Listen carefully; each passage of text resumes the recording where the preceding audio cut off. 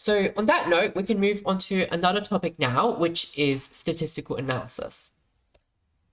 So just recall from the Maths Advanced course, you guys learned about random variables. So we talked about how they are variables whose possible values are outcomes of a statistical experiment or a random phenomenon. So random variables are useful because they allow us to basically study random processes by quantifying their outcomes. So just remember that random variables are notated using capital letters and their values are represented by the corresponding lowercase letter.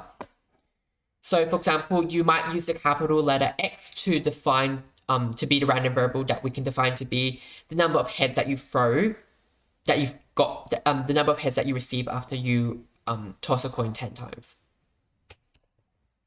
So in that case, with this notation, probability that the probability that capital X equals X is a probability of throwing X number of heads, whereas if you do X equals 4, that's a probability of throwing exactly 4 heads, but if you have X is greater or equal to 4, that's a probability of throwing at least 4 heads.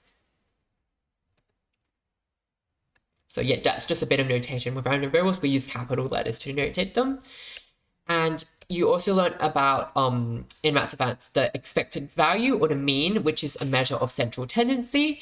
And we learned that we notate mean using the Greek letter mu, and that to find the mean, we sum all the outcomes multiplied with the probability of them occurring together to give you the weighted average for the mean. You also learned about variance, which is a measure of spread. And variance is the expected value of the squared deviation of a random variable from its mean. So basically what you're doing is you're taking every value, you're subtracting it from the mean, then you're squaring that, and then you're calculating the average of that to get your variance. So that's reflected here. You're subtracting all the values from the mean, you're squaring them, then you're taking the average of that. This is the formal definition of variance, whereas, however, it's not always the easiest to use. So in Maths Advanced, you guys learned how to use this alternate formula, which gives you the same result, and it's easier to use. So you just take the expected value of X squared, and then you subtract it from the mean squared. And you also learned about standard deviation, which is the measure of spread using the same units as the original random variable. Remember here in variance, we had to square the deviances, which is what you get when you subtract the number from the mean.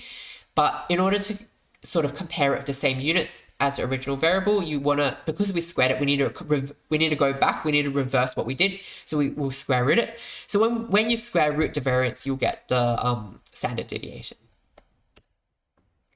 So you guys also learned about the difference between discrete and continuous random variables. So a random variable is discrete if its values can be listed or counted. So for example, if you're looking at like the number of heads that you get after you throw a coin 3 times, that is discrete because you can literally count and list all of those values. For example, you can have 0 heads, 1 head, 2 heads, and 3 heads. You can count them. So they're discrete values because you can sort of list them and count them. However, a random variable will be continuous if its values can take any value along a continuum.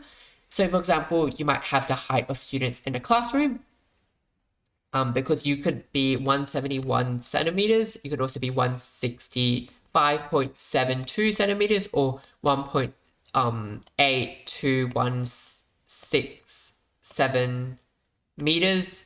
Like, you just have all these values you can take on a continuum. So therefore it's continuous because there's like infinite amount of values along a continuum. Of course, if you did say height to the nearest centimeter, for example, then it will become discrete because you'll be like 179 centimeters, 180 centimeters, 178 centimeters. It will become discrete if you round it. If you say height to the nearest centimeters, but if you just say height without specifying that it's rounded, then it will be continuous because it will be on that continuum. So that's all Maths Advanced content. It's important to have that in the background, but we are also interested in the Extension 1 specific material. So in Extension 1 Maths, we're concerned about a special kind of discrete random variable, which we call the Bernoulli random variable. And instead of having a bunch of outcomes, the Bernoulli random variable only has two possible values it can take. It's either 0 or 1. And 0 represents failure and 1 represents success. So there's only two outcomes of a Bernoulli trial. So yeah, as I mentioned already, Bernoulli random variables are used in these things called Bernoulli trials, and they're experiments where there's only two possible outcomes, where we label them either failure or success, and we define P, the letter P, as our probability of success. So since there are only two possible outcomes of a Bernoulli trial, the probability of failure is therefore going to be 1 minus P, because there are only two outcomes, and the sum of all the outcomes the probabilities of all the outcomes should give us 1. So the probability of failure is just therefore going to be 1 minus P.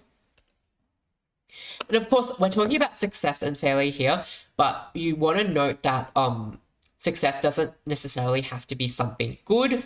For example, it could be just a manufactured toy having a defect, for example. It's just the specific situation where you have two outcomes, and that outcome happening is what we call success. So it doesn't need to be something positive.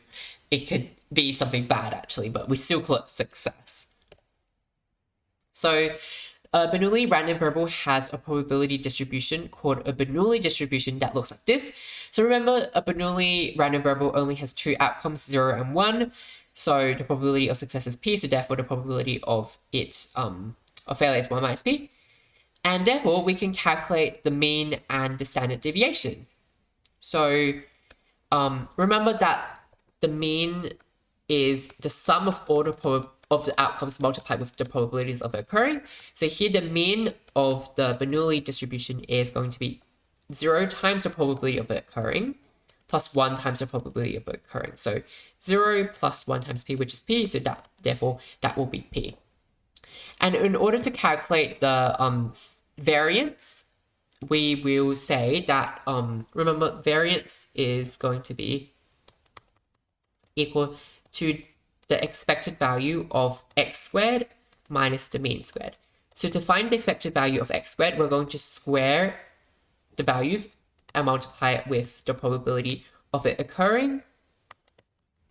So we got 0 squared times 1 minus P plus 1 squared times P minus the mean squared, which we said was P. So here we got 0 plus 1 squared P. So this is P minus P squared. So this is the same thing as P times 1 minus P. So yeah, we said that expected value is P and variance is P times 1 minus P. So of course, to get the standard deviation, then you just square root it. So those are Bernoulli trials. This is the Bernoulli distribution. If we repeat Bernoulli trials over and over again, we will end up getting something called a binomial experiment. So a binomial random variable represents the number of successes of getting in n independent Bernoulli trials. So how many successes did you get after you did n Bernoulli trials? And the way we notate a binomial random variable in a binomial experiment with n number of trials and a probability of success P is x with this squiggly symbol, we call it tilde, b standing for binomial, n for number of trials, and p for probability of success. You might also see this written as bin for binomial. So I think on a reference sheet they use that notation. But yeah, this basically just says x is binomially distributed with n number of trials and p as a probability of success in each trial. So when we want to find the probability of having exactly r successes in n trials, we use this formula here for binomial probability, where we do n choose r times p to the power of r times 1 minus p to the power of n minus r. So the reason why this formula works is this n choose r accounts for how many ways we could get r successes out of n trials. So remember, think back to year 11 when we did combinatorics. out of n trials, we want to choose R of them to be successes. How many ways can we do that? How many combinations can we get?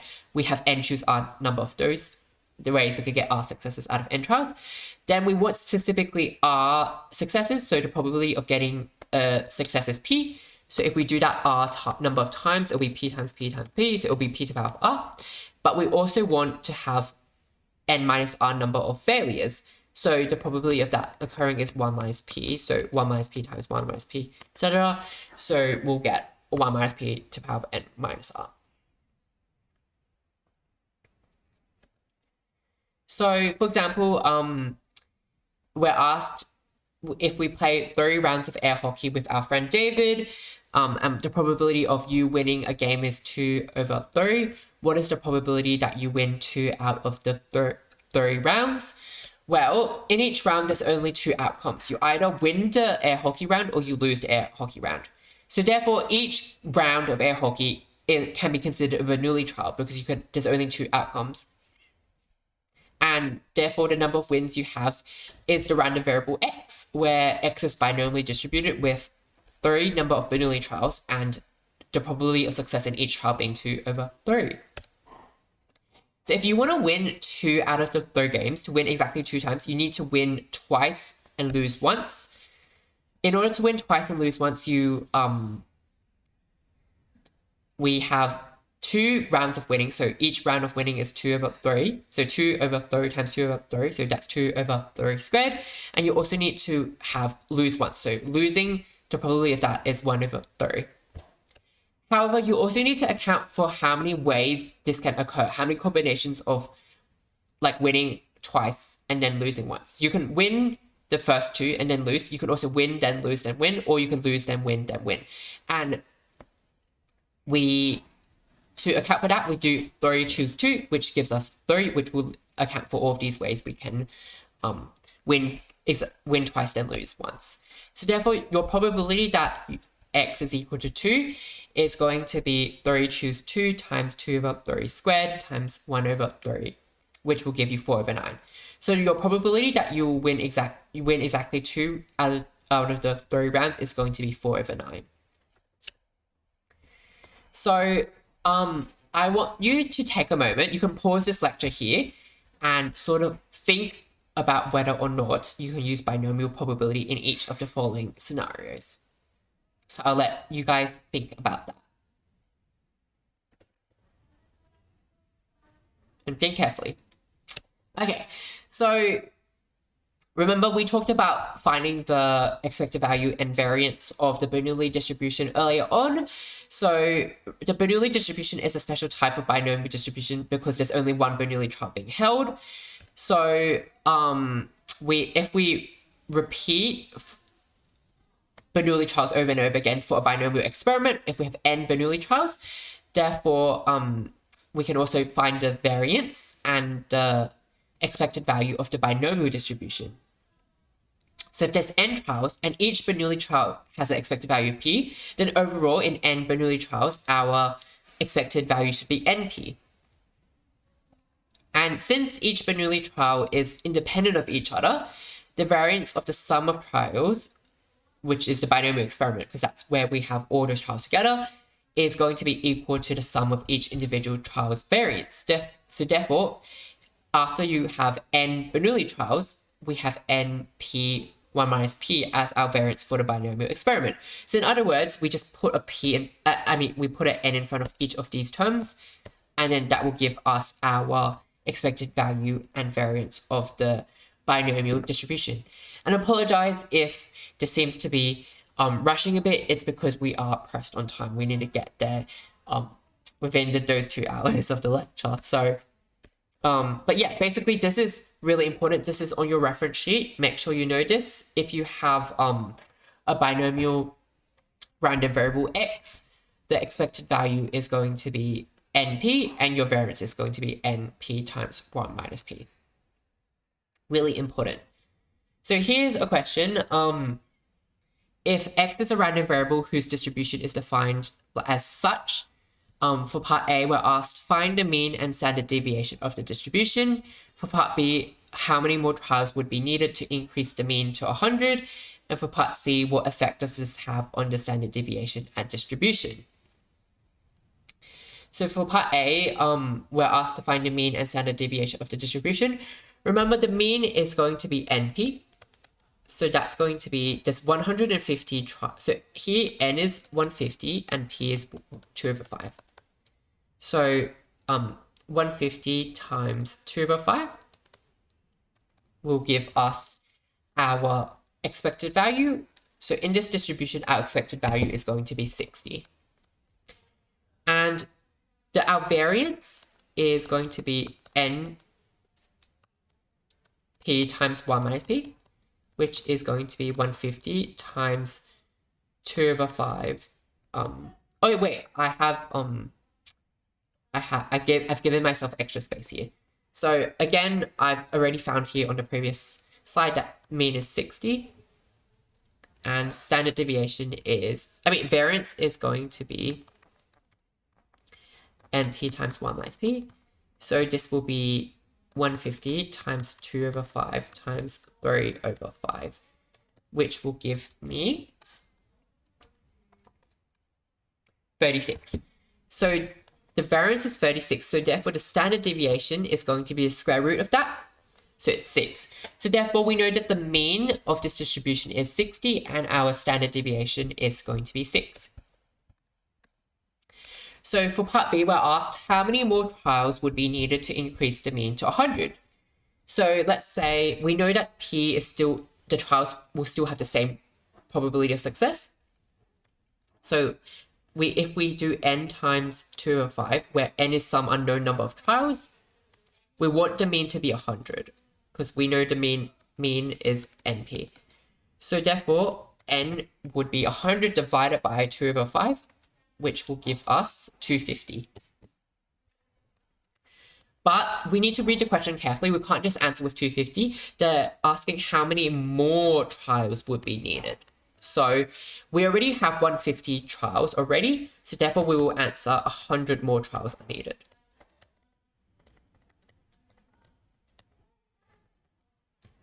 Because we already have 150 trials, we want 250 in total. So after 100 more trials, you will get a mean of 100.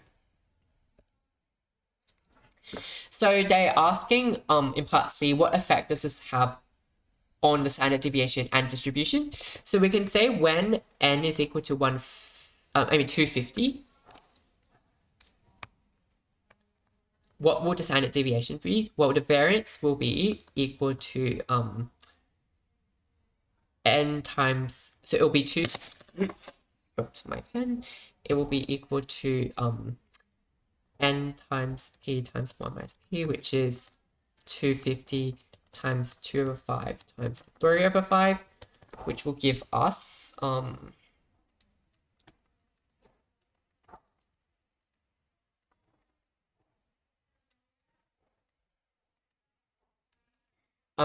that will give us 60. And when we take the square root of 60, that is going to be 7.75 to 2 decimal places. So we can see that this is bigger than our initial standard deviation of 6. It's a larger number. So when they ask what effect does this have on the distribution, we can say that because the standard deviation is bigger, the distribution is wider. Everything is going to be more spread out. So if we increase the number of trials, the standard deviation will increase and the spread will be wider. So in extension 1, in this course, you also learn about the sample proportion. So the sample proportion, instead of writing the number of successes we get, the sample proportion is just the proportion of the proportion of successes that you have over the total number of trials that you ran. So in other words, we use this little p with a hat to represent the sample proportion. It's just the number of successes you got as a proportion of the total number of trials you did. So the sample proportion gives us an estimate of the probability of success p. So you can work out the expected value of the sample proportion, and the standard deviation of the sample proportion simply just by dividing your expected value and your standard deviation by n. So in other words, if x is binomially distributed with n number of trials and a success probability of success p, then your expected value is np, your variance is npq, where q is equal to 1 minus p, and your standard deviation is root npq. So therefore, for the sample proportion, you can just divide expected value with n to get p, and your standard deviation with n as well to get that result. Which means we can work out the variance by squaring the standard deviation, which will give you pq over n. So yeah, that's a really cool result. The expected value of the sample proportion is p, which makes sense because it's supposed to be an estimate of your probability of success. So your expected value of what the sample proportion should be is your actual p, and then your standard deviation is root npq over n. So you also learned how to approximate the sample proportion using the normal distribution. So recall from Maths Advanced that the normal distribution is a special type of continuous probability distribution with a bell curve shape. So if we have a random variable x which is normally distributed with a mean of mu and a variance of sigma squared, then we can notate it like so. So the first letter here is going to be the mean, the second letter is the second number is going to be the variance. So the standard normal distribution is a normal distribution which has a mean of 0 and a variance or standard deviation of 1. So it's a common practice to use z instead of x for the standard normal random variable.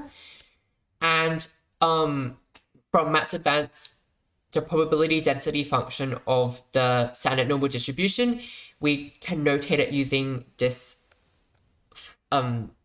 we use this Greek symbol phi. So this function is representing this probability density function of the standard normal distribution. And the area under the curve will give you probability, remember? So the probability that that z is less than or equal to x is the order area or to the left of that, and the area can be represented using the cumulative distribution function. So that will represent the area under the curve or from the left all the way up to the x, and we use the capital letter phi to represent that cumulative distribution function. So basically what I'm saying is, if I say like, I don't know, if I plug in 0.5 into this cumulative distribution function of the standard normal distribution, that basically tells me the area underneath the probability density function all the way up to 0.5.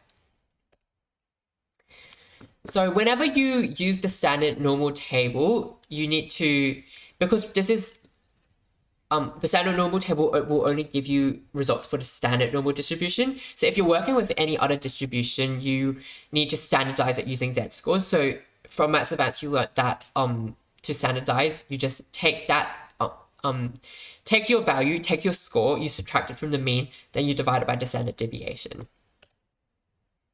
So let's just do this question now to sort of illustrate all of that in action. And apologies again for the rush. We are already running over time, so we're just going to quickly finish off this question now. So here we're told in a recent census that 20% of the adults in a city eat out regularly. And for part 1, we have a survey of 100 adults in the city is to be conducted to find a proportion of those who eat out regularly. Show that the mean and standard deviation for the distribution of sample proportions of such surveys are 0.2 and 0.04 respectively. So here, you either eat out or you don't eat out, so there's 2 outcomes. We have 100 adults surveyed, and from the census, we know that the actual probability of success of them eating out regularly is 0.2, so 20%. And it's binomially distributed because there's 2 outcomes. So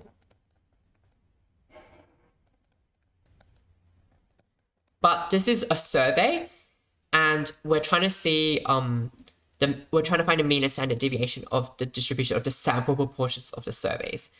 So remember that for the mean of the sample proportion, that's going to be NP divided by N, which is just P, which is just going to be 0.2. And they want us to find the standard deviations of the sample proportion. So the standard deviation of the sample proportion is going to be root NPQ divided by N, which is going to be root 100 times 0.2 times 0.8 divided by 100. So that's going to be times 0.2 times 0.8. That's root 16 over 100, which is 4 over 100, which is 0.04. So therefore, we've shown that the mean and standard deviation of the sample proportions is 0.2 and 0.4 respectively, as required. So that's just relatively straightforward. You just need to make sure you remember that to find the standard deviation and mean of the sample proportion, you just take your normal standard deviation and your normal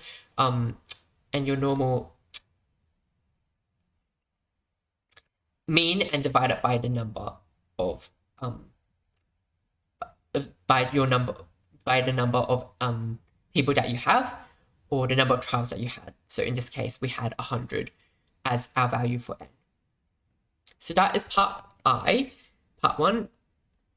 So for part 2, they're like, use the extract shown from the table, giving values of P where Z is less than Z. So this is the Z table for the standard normal distribution, and this will all give you the area underneath. This is the values of the cumulative distribution function, giving you the area under the probability density function of the standard normal distribution. So we want to estimate the probability that a survey of 100 adults will find at most 15 of those surveyed eat out regularly. So that means we're trying to find the probability that Z, so we're trying to find the probability that X is less than or equal to 15, which is equal to the probability that for your sample proportion, that is going to be less than or equal to 15 over 100. Because we surveyed 100 people, so our sample proportion, we want it to be less than 15 over 100. So we're trying to estimate the probability using this table. Remember, this is just a normal approximation. Remember, this is discrete data here, but we are approximating it using the standard deviation. We're using the normal distribution to approximate it instead. So that's approximately going to be the same thing as the probability that Z is less than or equal to. So this is 15 divided by 100 is 0.15. So we're going to standardize it. So 0.15 minus our mean. We said the mean was 0.2. And our standard deviation is 0.04. So that's approximately the probability that Z is less than or equal to, when we do 0.15 minus 0.2 divided by 0.04, that will be negative 1.25. So here we don't, so this is negative 1.25, but we don't have 1.25 here. We have positive 1.25 here, which is 0.8944. But remember, the standard, the normal distribution is symmetrical. So basically you're saying, so if this is negative 1.25 and this is positive 1.25, the area to the left of 1.25 is the same as the area to the right of 1.25. So what this table gives us here for 1.25 is all the area to the left of 1.25. here. So to find this area here, we can just subtract this area that we got here from the table from 1, because the area under the entire curve should be 1 under the probability density function of the standard normal distribution. So therefore, this will be equal to 1 minus our value we got here, 0.8944,